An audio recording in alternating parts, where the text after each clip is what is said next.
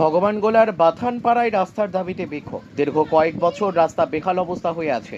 সেই নিয়ে গ্রাম পঞ্চায়েতের সদস্যকে অভিযোগ জানাতে গেলে তিনি বলেন, জমি বিক্রি করে পকেট থেকে আমি রাস্তা কি করে দেব নাকি।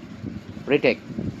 সেই নিয়ে গ্রাম পঞ্চায়েতের সদস্যকে অভিযোগ জানাতে গেলে তিনি বলেন, জমি বিক্রি করে পকেট থেকে টাকা দিয়ে আমি রাস্তা করে দেব নাকি, এমনই অভিযোগ জানালো এলাকাবাসীরা।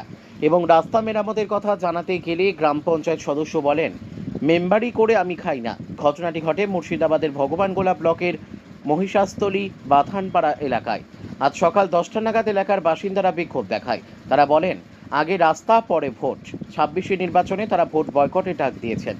এই রাস্তা খারাপ হয়, দুর্ঘটনার হার বাড়ছে, এমনটাও অভিযোগ করল গ্রামবাসী। এই নিয়ে রাজনৈতিক চাপ রাজনৈতিক মহলে।